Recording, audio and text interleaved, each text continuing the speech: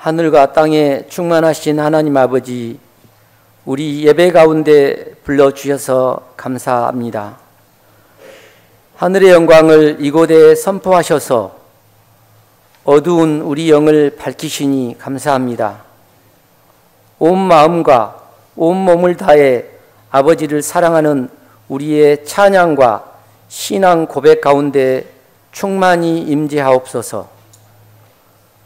지난 한 주간도 우리의 삶 속에 함께 계셔서 연약한 우리를 지켜주시니 고맙습니다.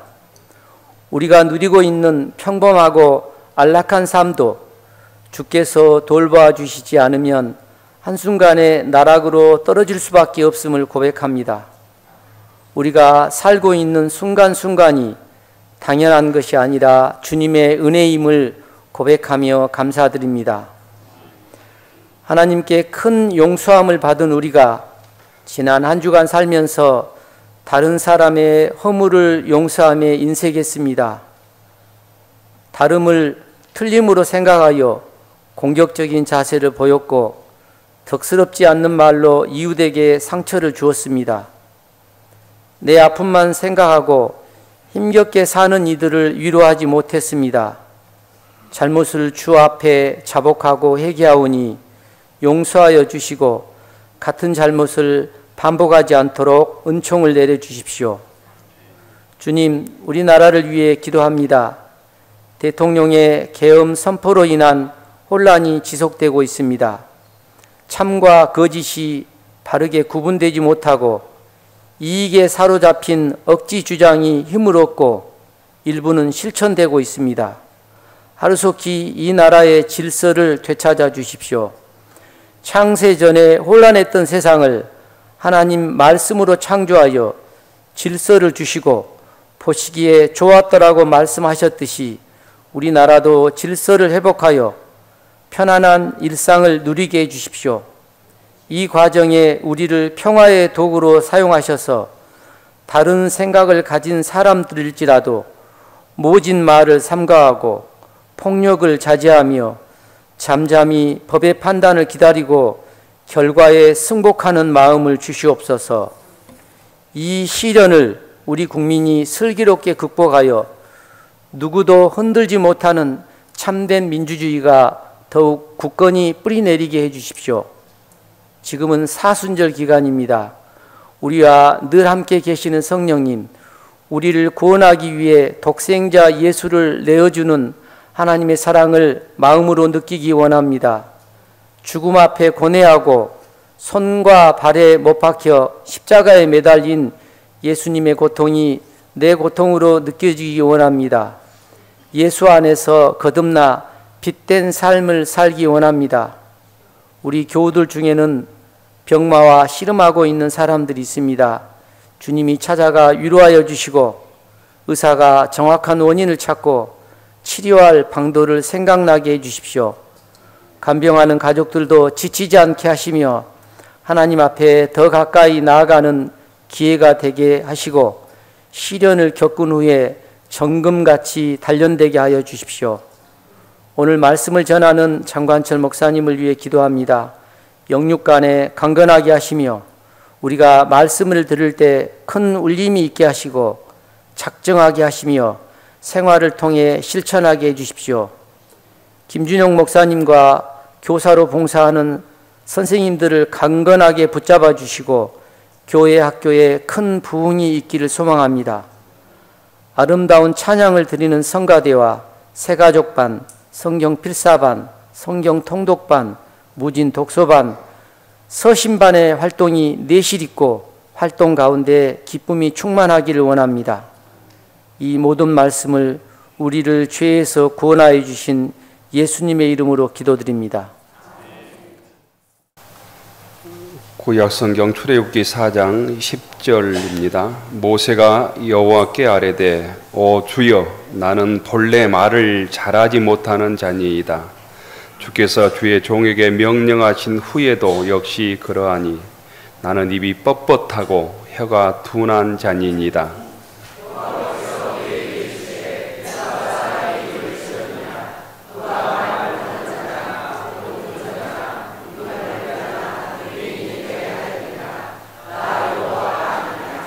이제 가라. 내가 네 입과 함께 있어서 할 말을 가르치리라.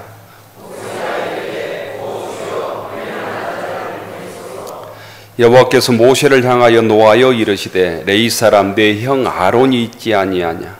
그가 말 잘하는 것을 내가 아노라. 그가 너를 만나러 나오나니 그가 너를 볼 때 그의 마음에 기쁨이 있을 것이라.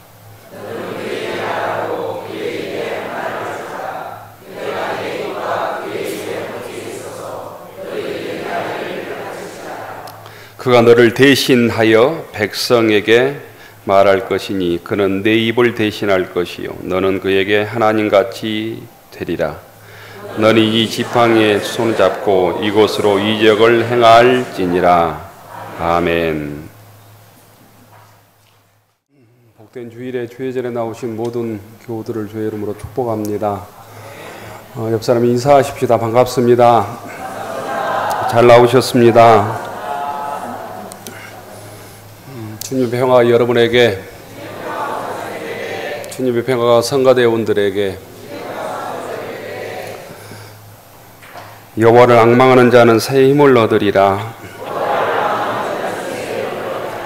여호와를 앙망하는 자는 새 힘을 얻으리라. 3월 셋째 주일, 사순절 둘째 주일입니다. 주님의 고난을 묵상하는 이 사순절에 나라가 오수선합니다. 또한 나라가 오수선하다 보니까 서민들의 살림살이도 갈수록 힘들어져 가고 있습니다. 우리 주변에도 문을 닫는 자영업자 수가 아주 부지기수로 늘어나고 있습니다. 요즘 가장 유행하는 말이 뭔지 아십니까? 임대문이랍니다. 임대문이. 장사가 안 되어 IMF 때보다 더 훨씬 어렵다는 얘기도 듣습니다. 젊은이들의 취업은 절벽 상태라는 보고도 보았습니다. 또한 국가 경쟁력은 갈수록 떨어져 갑니다. 이런 와중에 저희들 신앙으로 이 나라의 민족을 위해서 기도해야 될 것 같습니다. 어제 서울 광화문 광장에서 대통령의 탄핵을 요구하는 대규모 집회가 있었습니다. 우리 교우들 중에서도 몇 분이 참석한 걸로 알고 있습니다. 밤늦게 무사히 내려오셨는지 모르겠습니다. 저도 월요일 같으면 저도 참석했을 것 같습니다. 한 사람의 미치광이 같은 대통령 때문에 국민들 고생이 참 많습니다. 탄핵 인용이 지연되어서 일이 손에 안 잡힌다는 사람도 많고 또 불면증에 시달린 사람들도 있습니다. 상시적 불안감에 시달리는 사람들도 많다고 합니다. 하루빨리 이 탄핵이 인용되어서 이 혼란이 끝나고 정상적인 나라와 사회가 되었으면 합니다.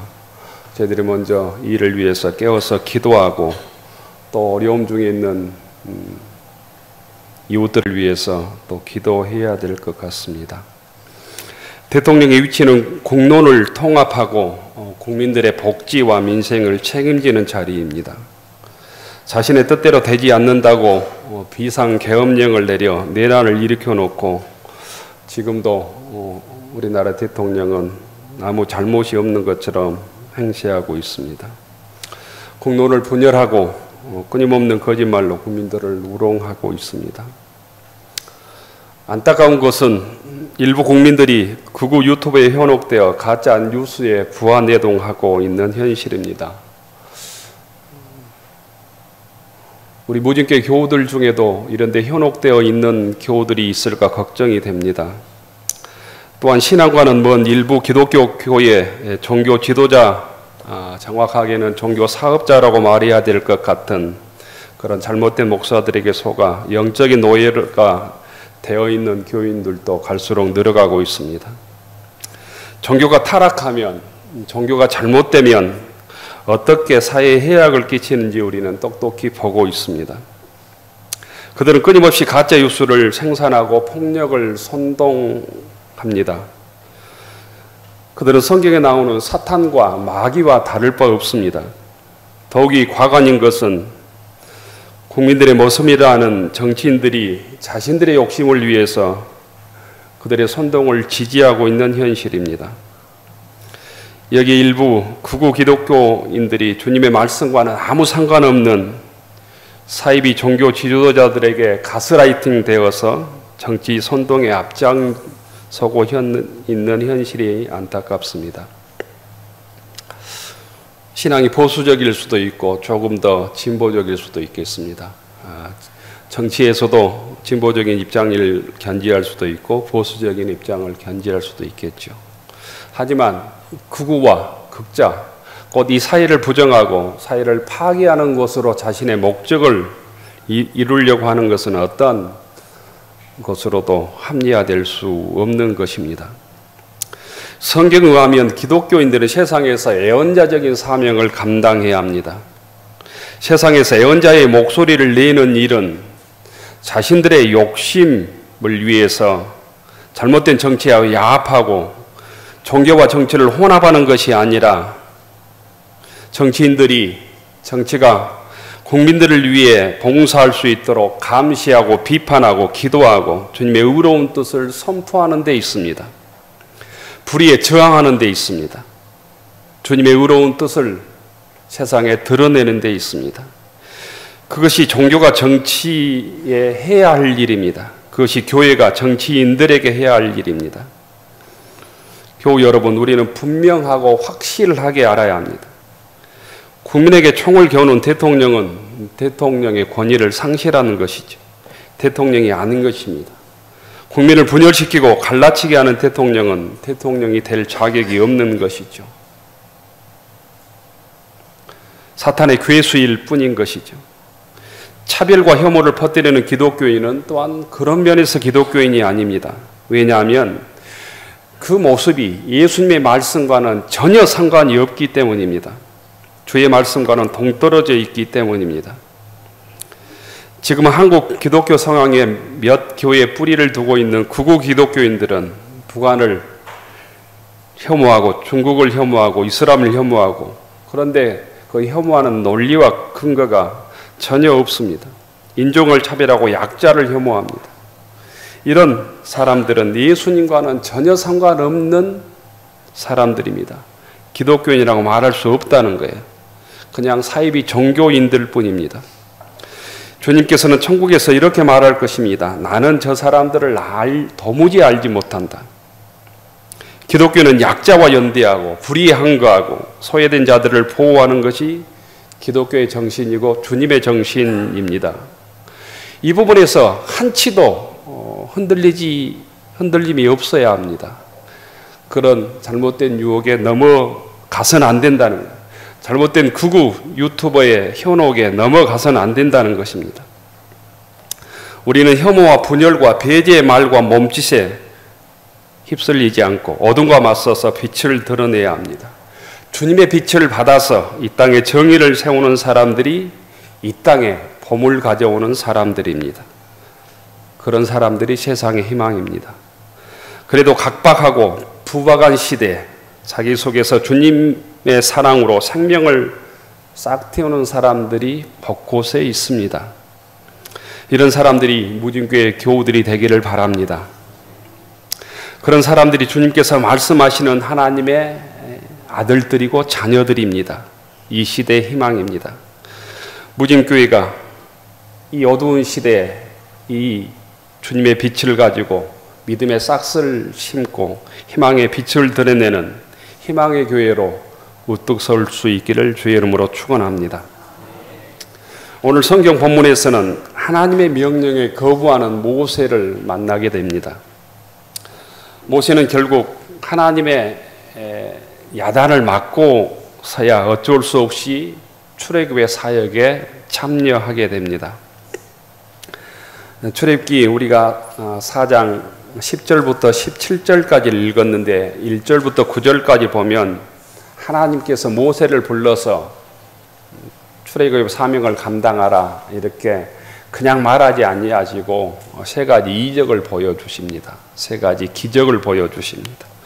지팡이가 뱀이 되는 기적, 손에 나병이 생겼다가 낫는 기적, 강물이 피가 되는 이적을 4절과 6절과 9절에서 보여주십니다.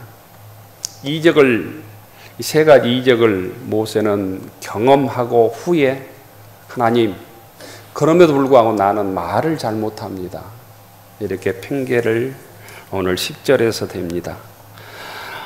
10절에 보면 나는 입이 뻣뻣하고 혀가 둔한 사람입니다.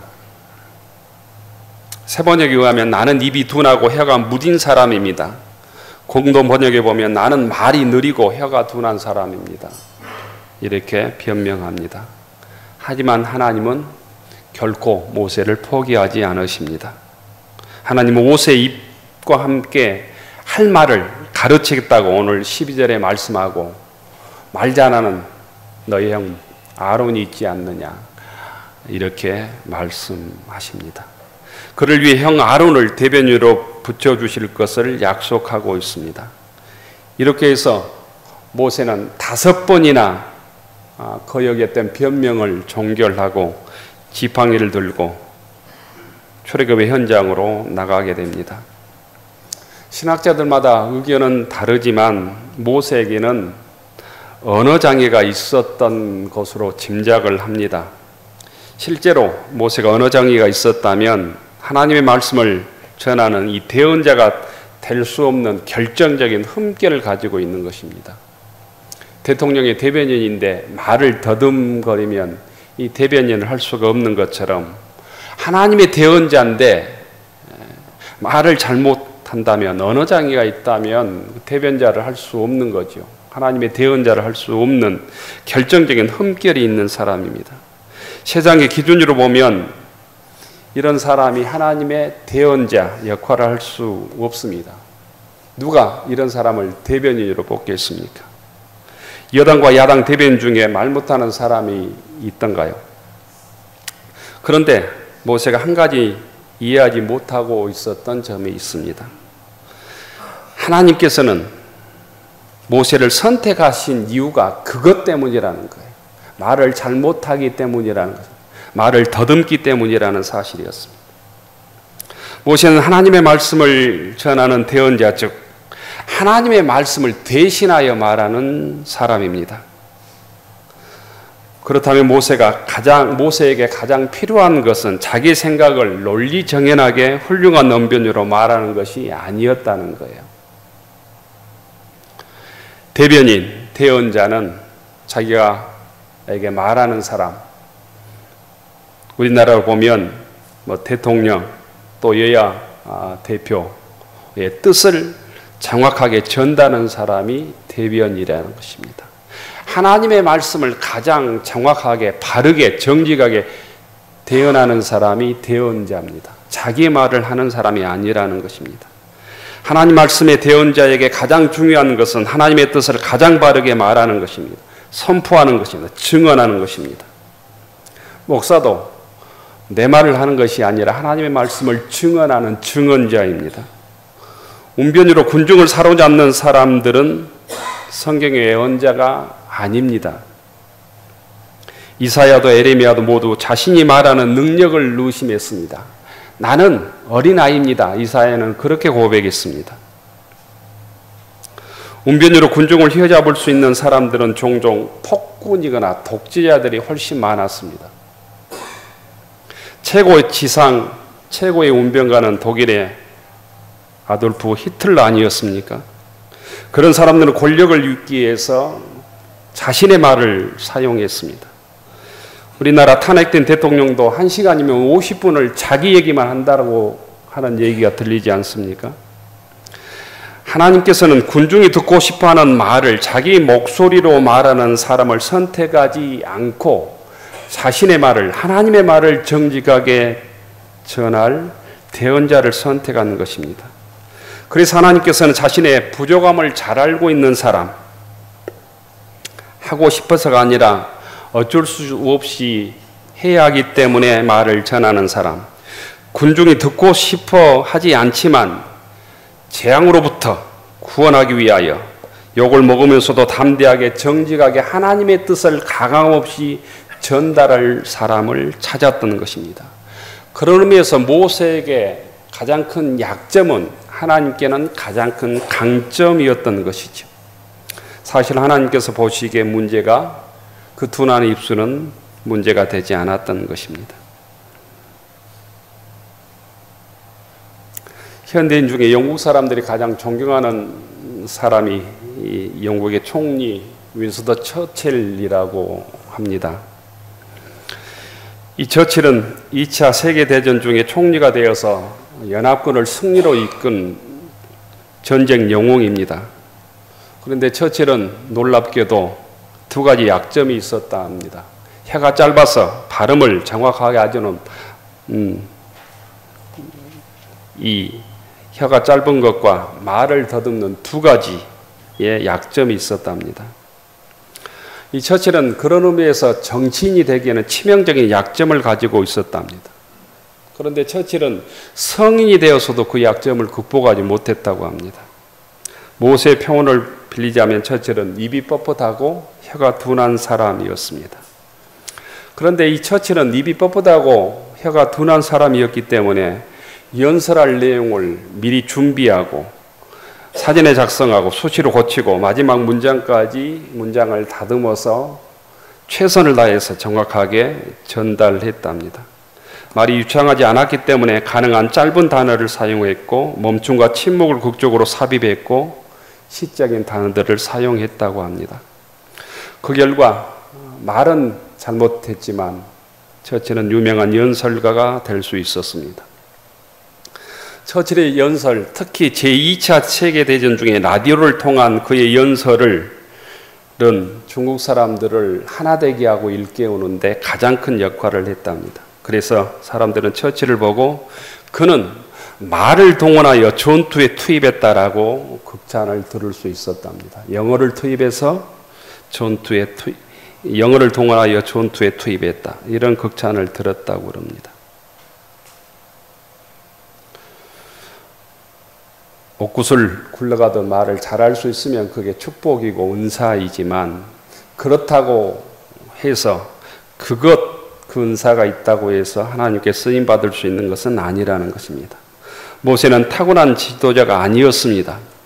하지만 모세는 자신의 약점, 자신의 실패, 자신의 죄를 깊이 인식하고 있는 사람들이었습니다. 그래서 그것들 앞에서 날마다 괴로워하고 그것과 씨름했던 사람이었습니다. 그러므로부터 하나님으로부터 가장 원하는 마음을 가진 사람이 되었다는 것입니다.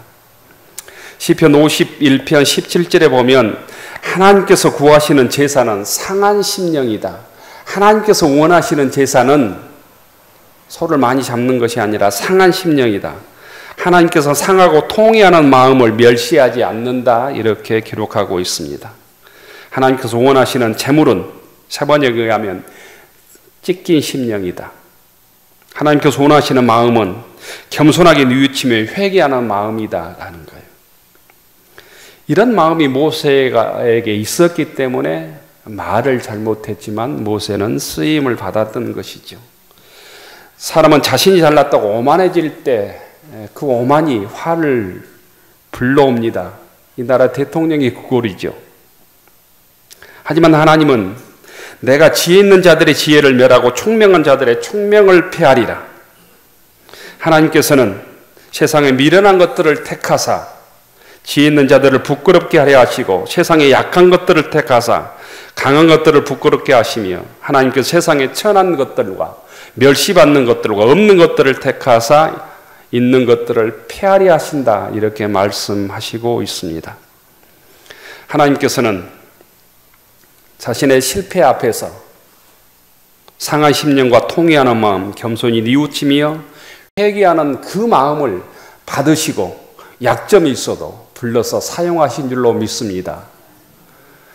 여러분들의 약점 때문에 하나님께 부름받지 못했다고 말씀하지 마시고 진실로 하나님 앞에 통회하는 심령과 자복하는 심령, 통회하는 마음과 겸손히 뉘우치고 회개하고 결단하는 마음으로 하나님께 쓰임받는 믿음의 교우들이 되기를 축원합니다. 우리 주님께서는 우리의 불완전함에도 불구하고 바로 불완전함 때문에 우리를 부르시고 우리를 사용하십니다.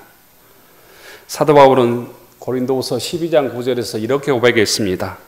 이는 내 능력이 약한 데서 온전하여 짐이라. 공동 번역에 의하면 내 권능은 약한 자 안에서 완전히 드러납니다. 이렇게 고백했습니다. 사도 바울은 고린도후서 12장 10절에서 그러므로 내가 그리스도를 위하여 약한 것들과 능욕과 궁핍과 박해와 공고를 기뻐하노니 이는 내가 그 약한 그때의 강함이라. 이렇게 고백하고 있습니다. 사도 바울도 강함 때문에 쓰임받지 않았다는 거예요. 실패와 약함, 과거의 살인의 추억 때문에 괴로워하는 그 통해하는 심령 때문에 부름을 받았다는 것입니다. 말을 조리 있게 잘하는 사람이 있습니다. 부러운 사람이죠.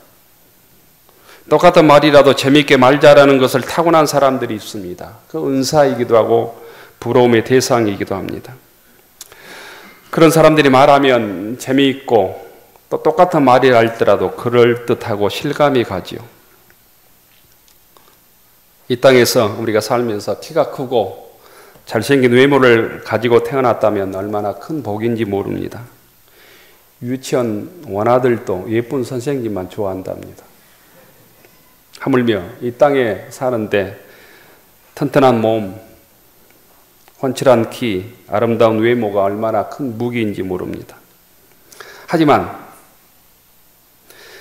타고난 것들이 아무리 좋아도 그것만 믿고 교만하면 패망의 선봉이 될 것입니다. 모세는 원래 말을 잘 못하는 사람이라고 하나님께 핑계를 댔습니다. 하지만 모세는 어렸을 적 이집트 왕자로서 각종 학문에 통달했을 것으로 신학자들은 생각합니다. 말을 잘못했을 뿐 생각이 없지는 않았다는 거예요. 그때 최고의 학문을 교육받았던 사람으로 학자들은 생각합니다. 하나님은 모세가 나이 많고 자신이 없고 무능력하고 그래서 부적격자라고 느끼는 이 부정적인 감정이 거짓이 아니었음을 알고 그를 부르십니다. 하나님은 내가 내 입과 함께 있어. 하나님께서는 내 입과 함께 있어서 할 말을 가르치겠다고 약속해 주십니다. 교우 여러분, 이 땅에 살면서 최고의 은사는 하나님께서 여러분과 함께 하시는 것입니다. 내 능력을 가지고 세상에 태어난 것을 넘어선 더 큰 은사는 여호와 하나님께서 나를 구원해 주신 주님께서 나와 함께 하시는 것인 줄로 믿습니다. 그렇다면 조금 말을 못해도 조금 못생겨도 조금 재주가 없어도 문제가 되지 않을 것입니다. 우리는 하나님의 사람으로 하나님께 붙어 있으면 하나님께서 능력을 공급해 주시면 그 약점을 통하여 하나님의 능력이 드러날 것입니다. 능력은 오직 하나님으로부터 오는 것입니다. 하나님의 일을 맡겨두시면 감당할 수 있도록 능력을 주시는 것입니다. 여러분 중에 말을 잘 못한다고 재주가 없다고 능력이 없다고 낙심하지 않기를 바랍니다. 하나님은 여러분의 무능력과 약점을 문제 삼지 않으십니다. 얼마만큼 통회하며 자복하며 하나님을 신뢰하는 것을 보십니다. 힘도 은사도 능력도 모두 하나님께서 주시는 것입니다. 하나님은 여러분들에게 필요한 것들을 그때마다 주셔서 우리를 사용해 주실 것입니다. 주님의 부르심에 아멘으로 응답하는 교우들이 되기를 원합니다. 오늘 17절에 의하면 너는 이 지팡이를 손에 잡고 이곳으로 이적을 행할지니라 이렇게 말씀합니다. 지팡이를 손에 잡고 이적을 행하라, 기적을 행하라, 이스라엘 민족을 구원하라고 말씀하는 거죠. 십계라는 영화를 보면 모세 역을 맡은 배우의 손에 쥐어진 지팡이는 이 주인공보다 더 큽니다. 그런데 실제로 이 지팡이는 목자가 양을 치는데 사용하는 지팡이는 길이가 길지 않고 보기에도 아무 볼품없는 그냥 나무 막대기인 거예요. 나무 막대기. 그런데 나무 막대기 같은 모세를 하나님께서 사용하신다는 거예요. 나무 막대기에게 권능을 주시면 그게 능력의 상징이 되는 것이죠. 나무 막대기 같은 것도 하나님께서 사용하시면 얼마든지 위대한 하나님의 도구로 쓰임 받는다는 것입니다. 우리는 모두 어떻게 보면 볼품없는 천한 나무 막대기 같은 존재인지도 모르겠습니다. 그러나 그런 우리를 하나님께 사용하시기만 하면 우리는 그 순간부터 존귀한 하나님의 자녀로 능력인 성도로 쓰임 받게 될 것입니다. 우리의 겉모습이 어떠하든지 주님의 부르심에 믿음으로 순종함으로 응답하는 교우들이 되어서 나무 막대기 같은 저희들도 귀하게 하나님의 사역을 위해서, 복음을 위해서, 주의 정의를 위해서 쓰임받는 믿음의 교우들이 되기를 축원합니다. 40년간 광야에서 양을 치던 사람, 나이가 이미 은퇴할 80이 되었고 말도 잘못했던 사람, 5번이나 나는 말을 잘못합니다, 능력이 없습니다, 하나님의 부르심을 거역했던 사람, 그러나 하나님은 그를 포기하지 아니하시고 그를 불러서 이스라엘 민족을 구원하는데 가장 귀한 믿음의 도구로 사용하셨습니다. 하나님은 한번 택한 사람을 결코 버리지 않습니다. 부족해도, 능력이 없어도, 지혜가 부족해도, 말을 잘못해도 들어서 능력을 주셔서 사용하십니다. 우리가 오직 겸손히 주의 말씀을 붙들고 있다면, 주를 신뢰한다면, 하나님께 영광을 돌릴 자세가 되어 있다면 하나님께서는 우리를 오늘도 사용하여 주실 것입니다. 우리 모두가 어떤 환경이든지 무능력할지라도 부족함이 있을지라도 우리 모두 다양한 모습으로 하나님께 부름받고 쓰임받는 교우들이 되기를 바랍니다. 똑같은 시간이 우리에게 주어집니다. 하루 24시간.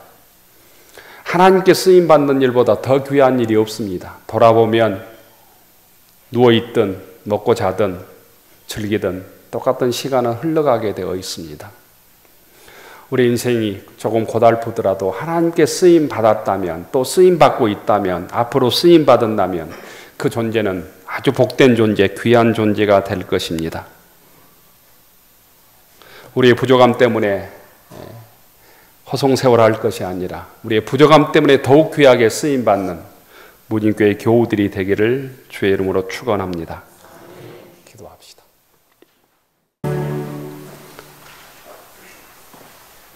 하늘 우러러 축원하옵나니 이제는 구원의 주 예수 그리스도의 은혜와 사랑의 주 하나님의 끝없는 사랑하심과 소망의 주 성령님의 함께하시며 역사하심이 저희들을 하나님의 자녀로 부르시고 주님의 일꾼으로 복음의 증류로 살아가기를 원하시는 주님의 뜻에 순종하며 주의 사역자로 헌신하기로 다짐하는 교우들 머리 위에, 우리의 가정과 일터 위에, 우리의 자녀들 위에, 혼란한 이 나라 위에 이제로부터 영원까지 함께하여 두시기를 간절히 축원하옵나이다.